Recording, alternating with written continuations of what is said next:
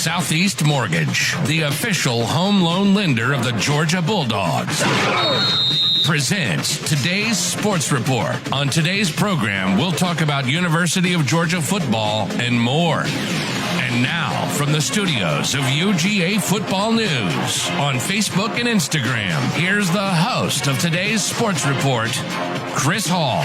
And it's good to have you with us today on today's sports report, brought to you by UGA Football News. I'm Chris Hall, your host. Matthew Hall is joining us as well as we come to you today, and we've got some exciting things to talk about. How about those Dogs? The University of Georgia taking on Clemson on Saturday night, September 4th.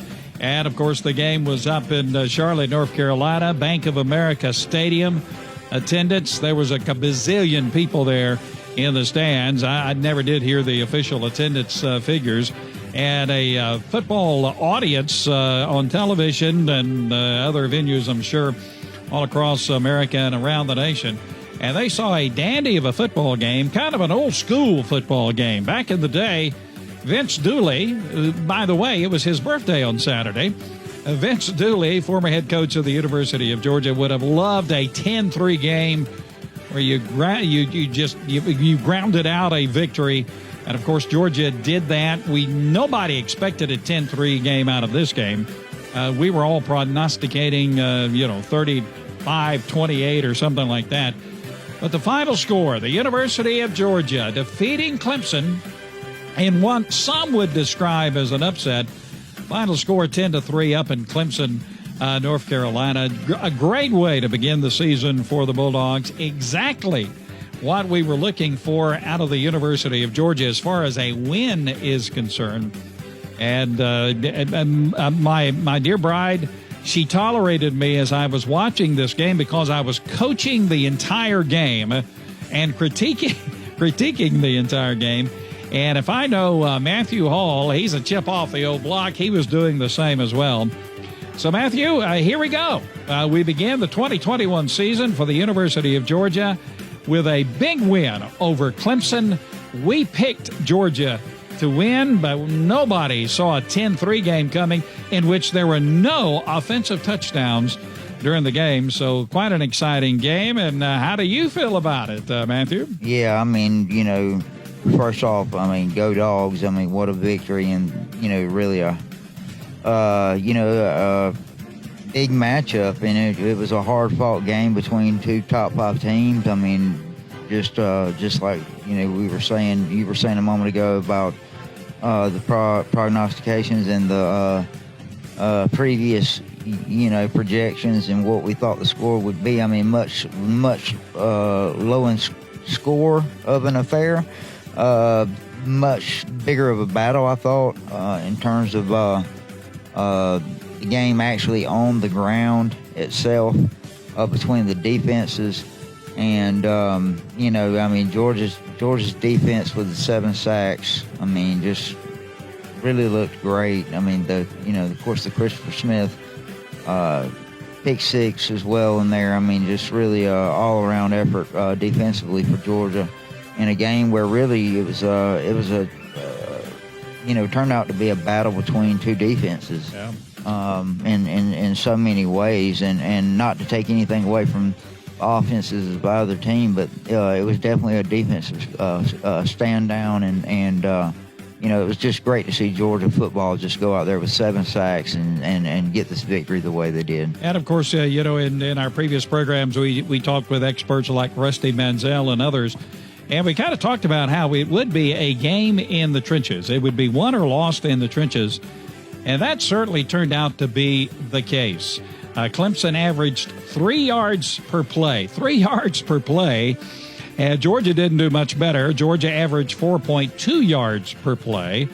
DJ Uiagalelei, the quarterback for Clemson, to speak Southernese for just a moment, bless his heart, he never looked comfortable in guiding the Clemson offense. He was out of sorts and out of whack, and you can give credit to that a lot to the Georgia defense. Uiagalelei was sacked 7 times, and when you figure in the sacks into the rushing yards, and that's how they do it in totaling up rushing yards, yards gained by running. Clemson had a grand total of 2 rushing yards that's right. for the game. Unbelievable. Of course, the Georgia defense. Hello, Georgia defense. 7 sacks, 1 shy of the school record. Just a dominating performance by the Georgia defense. Nolan Smith, Nakobe Dean got sacks in the first half. Dean added another in the second half. Sophomore Jalen Carter notched his first career sack midway through the third quarter. And senior Adam Anderson followed with his first sack of the season and the 10th of his career in the second half. Trayvon Walker collected his first sack of the year. He now has 4.5 sacks for his career. Jordan Davis picked up one for 6 now in his career. So the defense just absolutely dominating. The front line, the linebackers, very, very active. Just a dominating, and you saw it, and I don't have to explain it. Just a dominating performance by the Georgia defense. I don't think Kirby Smart could be any more happier with the Georgia defense. Now, on the offensive side, things are a little different, but you got to remember, first game of the season, the defenses are going to be ahead of the offenses, and that certainly was the case. You have 2. Now, Clemson's defense is not a bad defense by any means. They are a dominating defense as well. So the Clemson defense was able to hold the Georgia offense in check. You hope that that's not a portent of things to come. I don't think it is. You just had a great defense from Clemson as well, holding Georgia under control. Who would have ever thought that there would be no offensive touchdowns in this game? The only touchdown came on an interception by Christopher Smith for the University of Georgia. And here's Scott Howard, radio voice of the Georgia Bulldogs, courtesy of Learfield IMG College Audio Network, with a play of the game for the Georgia-Clemson game. This is Christopher Smith, 74-yard touchdown interception return for a touchdown with 2:58 left in the second quarter. Pace in the backfield with Uiagalelei. He's in the shotgun, 2 receivers to the right and 2 to the left for the Tigers, who are moving to our left here in Charlotte. Quick throw, picked off, intercepted Chris Smith. He might have a shot at going to the house. 40, 30, 20, far sideline. They dive, they don't get him. Touchdown, pick 6. Georgia strikes first. Yes, and Christopher Smith played that pass. He had it zoned in all the way, just for everybody's information, something you really don't want to know. I was up and getting something to drink when that happened, and I had to go back and rewind the play on the TV to see it in all of its entirety. But hey, if Georgia will score every time I get up and go to the kitchen to get some water, then I'll do that very often. Of course, that was the only touchdown of the game. Podledzny added a field goal later for Georgia, but Georgia winning 10-3. So, Matthew, we were so expecting these offenses to trade punches. Turned out to be a defensive struggle. Christopher Smith made a great play on that interception, took it to the house for a touchdown, and he's a guy. Now, Chris Smith is a guy that could have went into the portal. You know, he was behind some other guys, playing behind some other guys, but he said, nope, I'm going to stick it out, and he made the biggest play of the game. Very impressive, right, Matthew? Yeah, I mean, absolutely. And, of course, the locker rooms and the depth, the depth just at the different positions at Georgia now, I mean, easily could have sought look over to the transfer portal, decided to stay. Looks like it's paying off. Because, I mean, man, what some defense he played. And you knew just that moment when he picks this ball off, I mean, and he's off to the races. I mean, he gave it everything he had. And, I mean, just really a great moment for him in his career. Starting off this season, and also ties into the mentality of how Georgia football wants to be on defense, and that is both aggressive and stealthy. And interceptions need to be a critical thing for Georgia to be successful.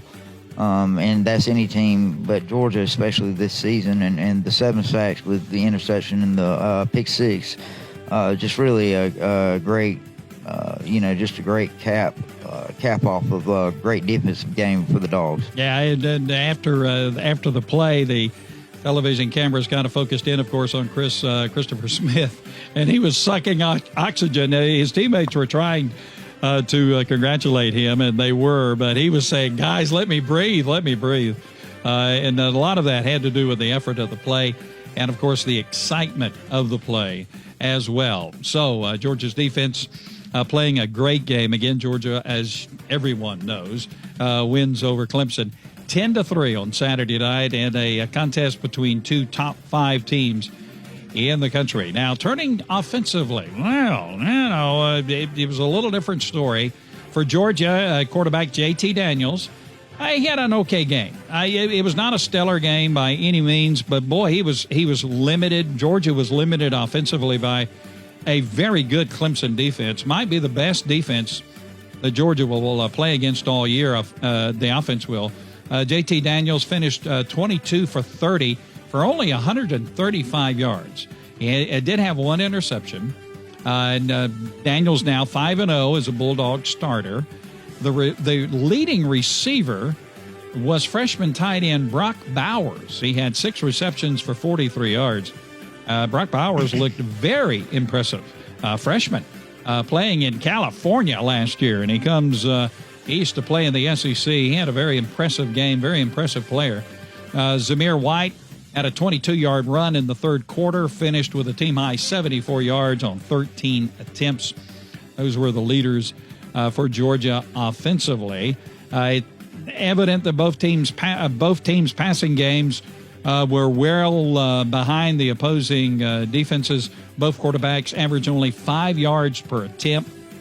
And most of Daniels' passes went to tight ends and running backs rather than receivers. Now, the receiver core for Georgia, you got some impressive names there, but they were a little hampered because a lot of our receivers missed time in camp. And, of course, you had injuries to George Pickens, Dominic Blaylock, tight end Darnell Washington out as well.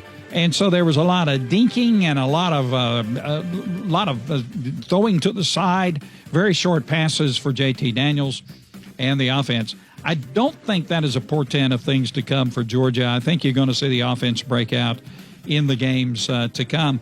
It was just a case, Matthew, of an early season game for the offense, trying to find its footing, and Georgia going up against a very good Clemson defense, don't you think? Here comes, the offense will crank it up in the games to come, don't you think? Yeah, I mean, definitely with, Georgia's offense being hampered in a way, I mean, in terms of the wide receiver position, and also not just at the wide receiver position, but at tight end as well. I mean, you didn't have Darnell Washington out there, and but even in his absence, I mean, you see, freshman tight end Brock Bowers, who's there. There's already been a lot of talk about him all preseason, leading up into the Dogs' first game here of how good of an athlete that he was, and that he is rather, and 6 catches for 43 yards. I mean, I think a lot of people are surprised by that, but I don't believe that Kirby Smart was surprised in any way about that. I mean, he's been one of the biggest proponents and biggest, outspeakers for the positivity of what Bowers has brought to the program in his play so far. Zamir White also, I thought, ran the ball very well, ran the ball hard. Especially that last drive to seal the game. I mean, 4 minutes left, and Georgia kept the ball. Clemson never got it back, and Clemson had 3 timeouts. Right. And, I mean, Zamir White just really – he highlighted the Georgia running game here and ran with authority. And it's good to see him do that and to be a good backbone in that and structure for that running game. I know you didn't see a whole lot of offense otherwise other than that, but again, I mean, this was a low scoring game. I don't think anybody actually saw it being this score. kudos to the offense, and just like you love to see freshmen like Bowers get in there and make a difference in a game like this as well. Yeah. And I just think that it was a great battle, and Georgia survived this, and they were put to the test early on through this game, and I think that you'll see the confidence grow from this victory. All right, well, let's hear from the coach, head coach Kirby Smart, after the game. Had, of course, a lot of comments about the game, and we've just picked out a few snippets here and there, and we'll share that with you now. I told Dabo before the game, I thought the atmosphere was incredible. It reminded me of a playoff or a conference championship type atmosphere, because it just felt that way. It was electric at the hotel, the drive-in. It was special. I mean, to me, you could say it was a lot like an SEC football game, but it wasn't like one last year, because none of them were quite like that. What I did find out is we've got a lot of resiliency, and when our offense had to convert, when our offense had to force the ball down somebody's throat, a pretty good defense, they were able to do it, and that makes me proud. But we certainly have a long way to go to be explosive and get where we need to go offensively. I think we frustrated them and confused them. And once we didn't do real well offensively either, but we did have some moments where we could run the ball. They struggled to do that. But we did move the ball. We just weren't explosive. And we did not play our best, but we played a really good team. Most teams, you come out and play a team like that right off the get-go, it's tough on you. It's tough sledding. What I found out is that when we got to go 4 minutes, and we got to grind out first downs, we got a really good physical football team, but we got to score points, because defense is hard to play now. Like you got to score points to win games, and we know that, and we've worked really hard on that, and we got to get better at that, because we got to be able to score. Yeah, yes, sir. You got to be able to score, and Georgia will be able to do that, I'm sure, in the future. So that's kind of a recap of the game. Of course, we haven't informed anybody of anything new or different about the game, but we did want to jump in there and just kind of go over some of the highlights and, again, emphasize some of the things that we saw about the game. And kudos to Georgia.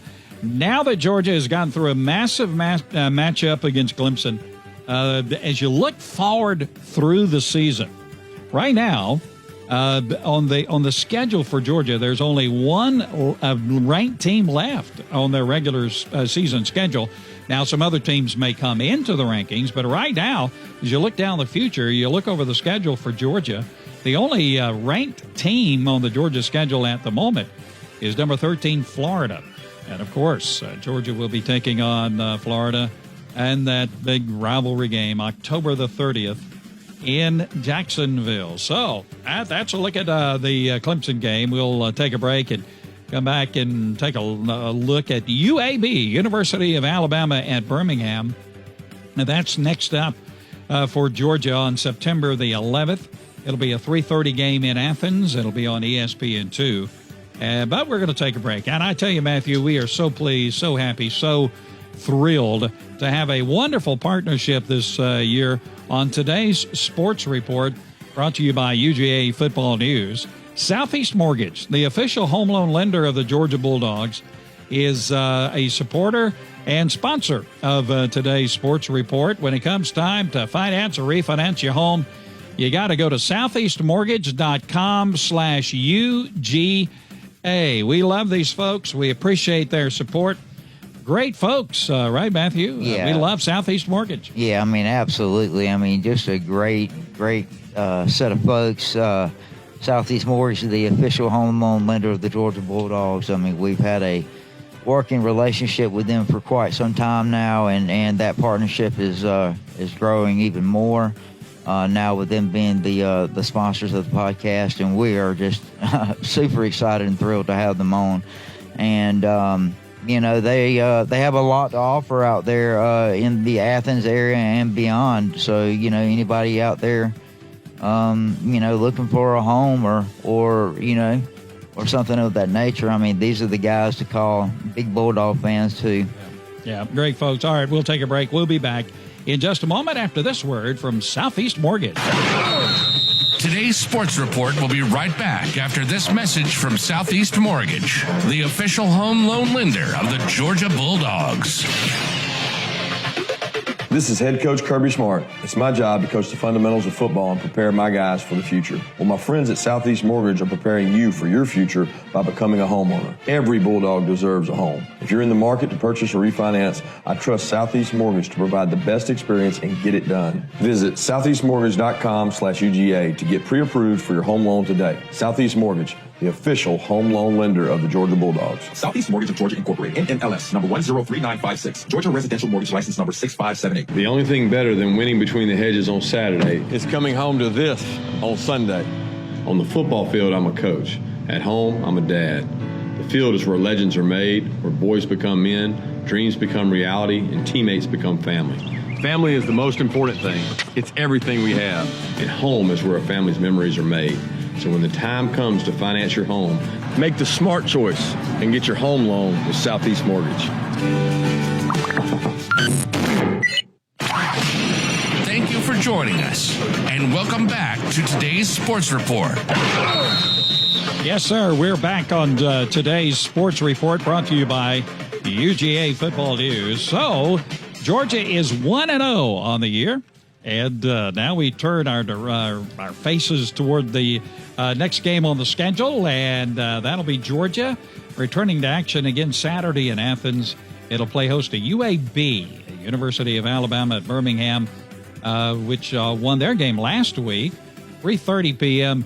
on ESPN2. I did watch some of the UAB game that they had with Jacksonville State. Now, Jacksonville State, for those of you who might not be familiar, this is not Jacksonville like in Florida. This is Jacksonville State like located in North Alabama. In fact, my daughter is an alumni of Jacksonville State. But anyway, UAB won the game 31-0. They shut out Jacksonville State. The game was actually Wednesday night, the Wednesday night before the Saturday game, Georgia game. It was held in Montgomery. It was a part of the Montgomery kickoff at the Cramden Bowl, one of those preseason bowl games. The Blazers won over Jacksonville State again, 31-0.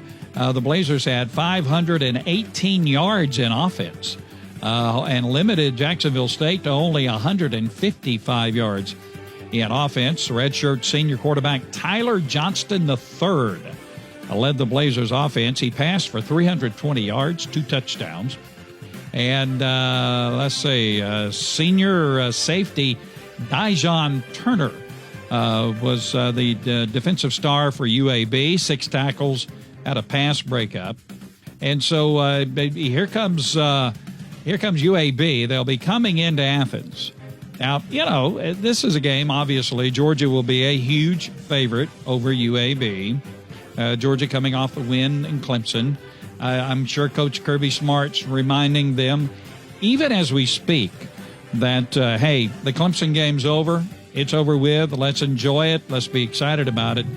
But we got some guys we got to play, and they are bound and determined to beat us. And so UAB is going to come into Athens, and they're going to give an A-plus effort as they take on Georgia. This is one of those games you expect Georgia to win. Georgia should win easily. Any concerns, Matthew, about UAB coming into Athens? Any apprehension? No real concerns here at all. I mean, Georgia shows up. I mean, if they show up and just take care of business, this is an easy victory for the Georgia Bulldogs. I mean, most certainly they outman and outmatch UAB. Not to take anything away from their program, and I know they have in the past actually recent past had some players of some greatness on their team before. But I think if Georgia shows up and Georgia, checks the boxes, they show up, they do the things that they're supposed to do, show up, they actually play a game that they're supposed to play, and do not take the game as a joke, and they take the game seriously and play the way the Georgia way. I think there's no concern here for Georgia. And what was it, Montana? Was it Montana that beat Oregon or somebody? Montana, I forget who Montana beat. But anyway, they pulled a big surprise in the opening weekend. of the football season. So Georgia, Coach Smart, I can hear him now. Coach Smart says, look, the game's over. We've got UAB. They have some players, and so we need to take care of business. So you want to see Georgia immediately come out of the blocks and just handle this situation and get it done. Well, and the thing is, and any college football fan or football fan in any at any level should know this. Any given Saturday, you're one game from being humbled. So it doesn't matter who your opponent is. I mean, Georgia, I don't believe should go into this game just thinking, it's an automatic victory. Hey, we're going to show up, be warm bodies, and the game's over. I think Georgia needs to show up and play this game as if they're UAB or the University of Alabama or anyone else, of that caliber for that level. So, we have no sympathy for Clemson, but as I look at Clemson now, as the Georgia game is over, Clemson has lost. Well, Clemson has no room for no margin for error now for the rest of the football season. They play in a very weak ACC. You just got to say, although Florida State showed up against Notre Dame, kudos to Florida State. Yeah, they did. Played a great game. Yeah, they did. So if Clemson loses a game along the ACC schedule or loses another game, that's going to be pretty much a death knell for them being able to get into the college football playoffs with the 4-team format that we have now. And so Dabo, I'm sure, is talking to his Tigers, and they're going to have to hold the line. Clemson's very talented. Their offensive line really has a lot of problems, so they're going to have to straighten all that out. But it'll be interesting to see where Clemson goes now after this. Well, we want to look at some of the, as in the closing moments of our program, some of the SEC games from over the weekend and check them out and see how the SEC teams did.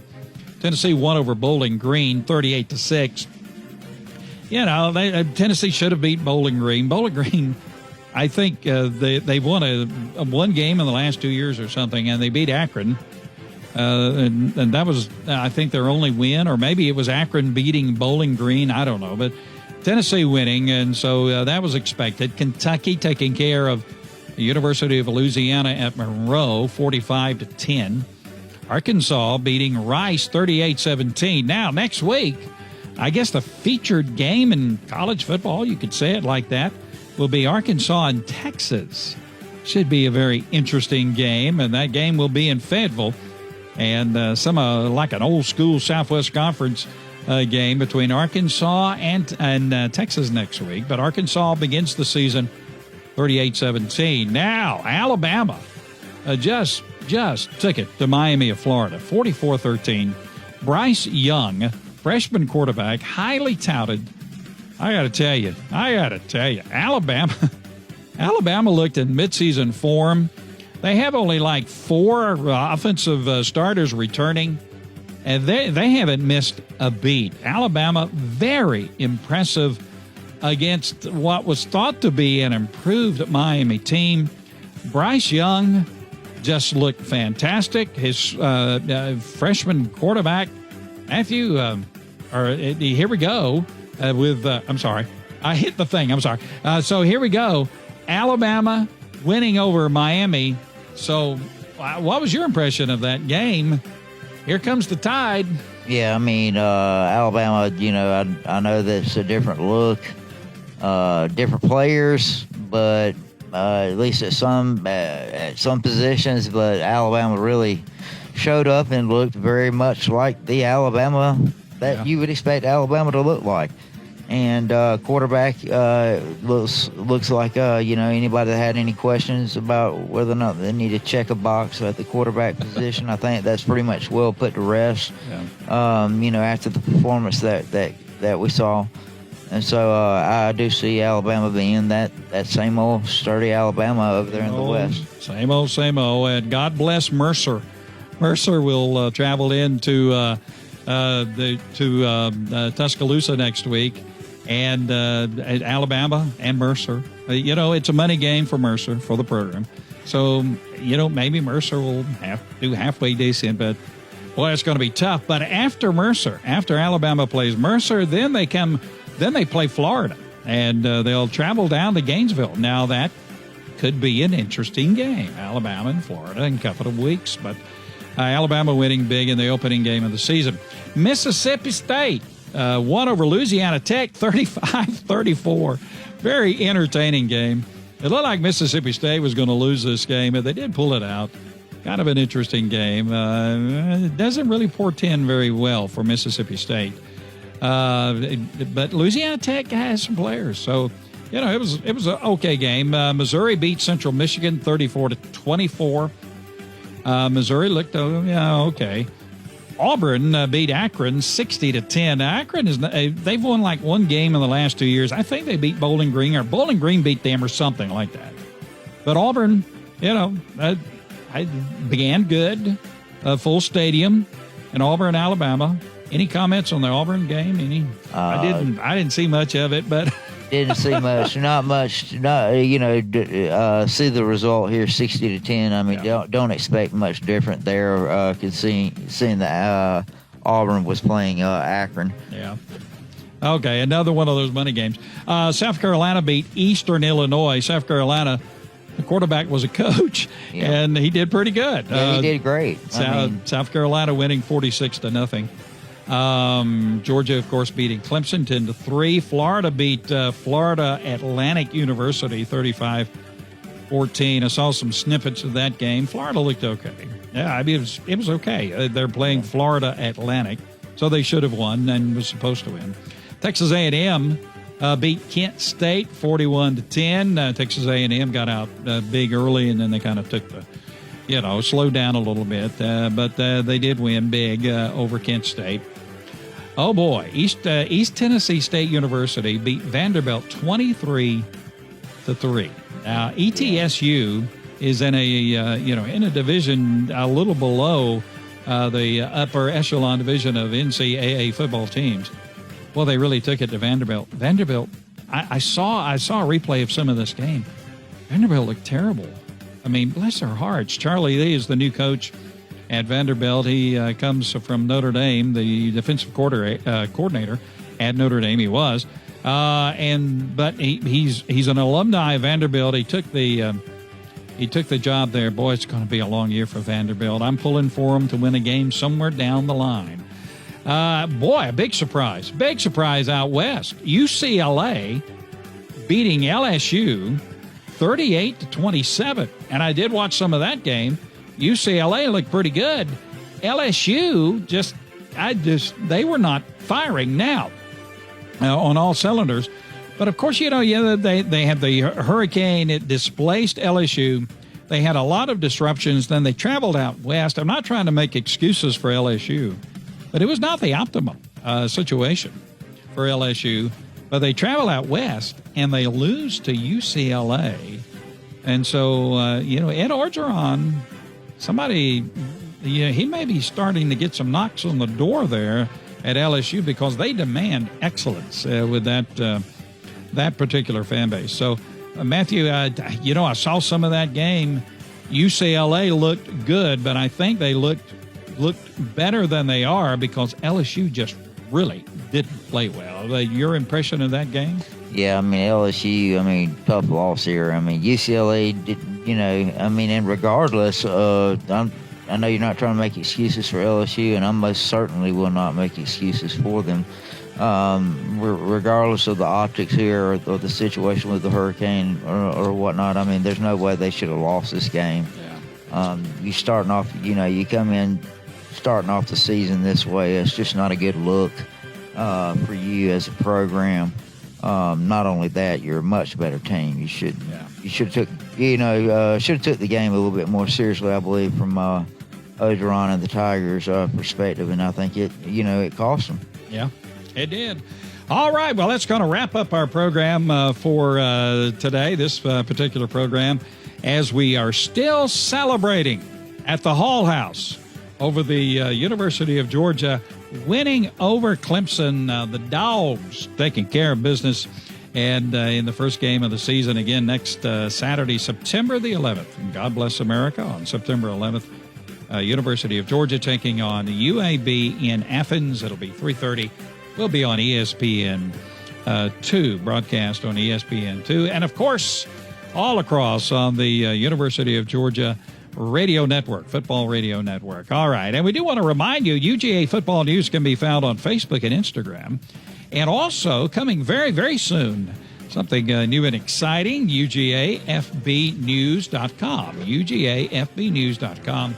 That's the new website. Very interactive, very beautiful. We're looking forward to it. That's coming out very soon. All right, Matthew, any closing words for us? The only closing words that I always give, go Dogs. Go Dogs, and we'll see you next time on today's Sports Report, brought to you by UGA Football News.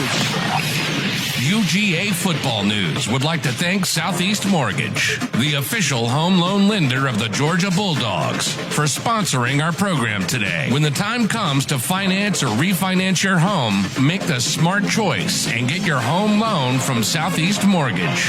Your friends at Southeast Mortgage are ready to help you. Visit southeastmortgage.com/UGA today for more information. This and previous editions of today's Sports Report can be found at UGA Football News on Facebook and Instagram, on many leading podcast apps, and at todaysportsreport.com. Be sure to join us for our next program as we keep you up to date with University of Georgia football and more. Until then, be safe and go Dogs.